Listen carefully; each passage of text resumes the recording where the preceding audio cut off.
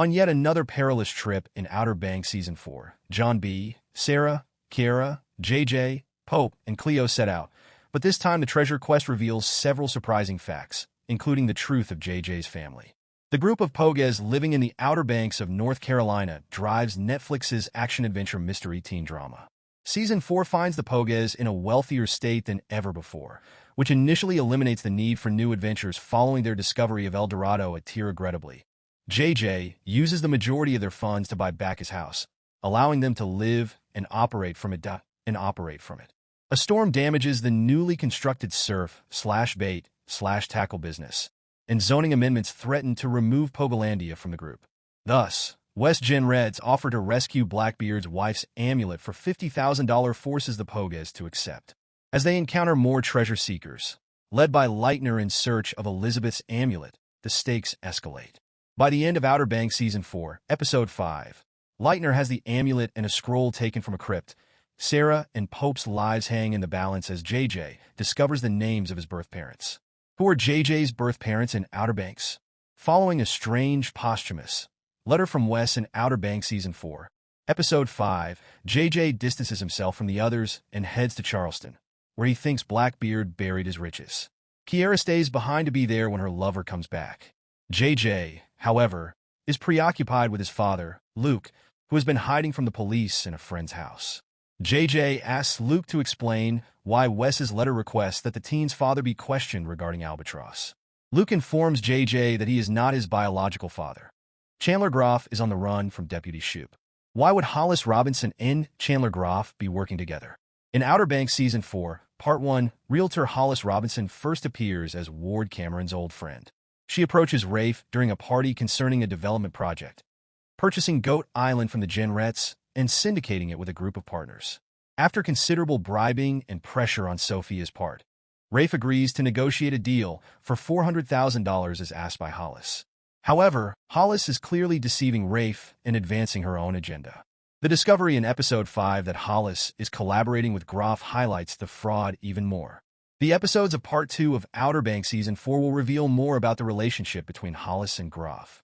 Regardless of their motivations, they are undoubtedly malevolent. Groff does not own Goat Island. Therefore, he shares in the agreement Hollis makes with Rafe to buy real estate. Wes left Groff's will without passing on ownership of Goat Island. Groff is actively seeking alternative ways to acquire ownership of the island, and Hollis is evidently backing him in this endeavor. Plans revealed by Lightner and the other treasure hunter. When the Pogues first meet Lightner at their shop, his demeanor is strange from the beginning, until he targets JJ and Kiara on Blackbeard's sinking ship in Outer Banks Season 4. Episode 2, Lightner's contract remains unknown. Like the Pogues, Lightner is pursuing the legendary pirate's loot and has a whole crew supporting him.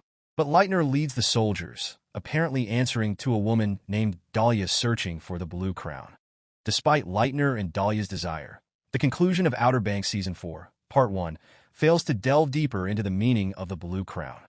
Lightner and Dahlia fly to Charleston after pilfering Elizabeth's amulet from Pope. The necklace guides them there.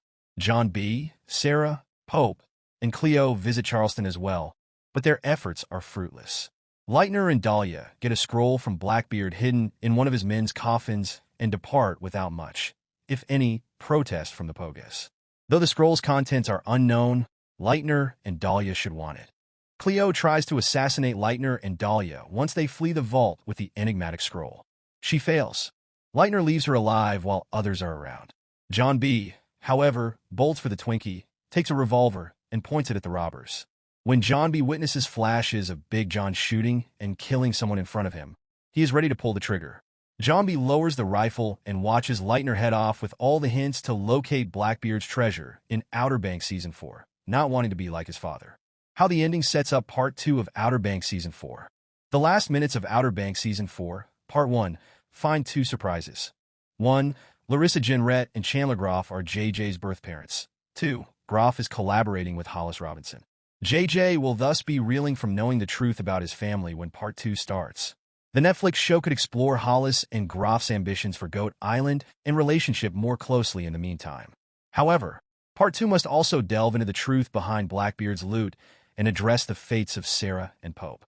Sarah and Pope find themselves imprisoned in the crypt without means of escape at the end of Season 4, Episode 5. Their entrance is locked.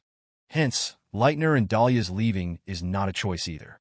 To exacerbate the situation, the rain outside is flooding the crypt, and Sarah and Pope will soon drown. The good news is that John B. and Cleo, the two Outer Banks protagonists, are outside, presumably trying to somehow save their significant others in Season 4, Episode 6.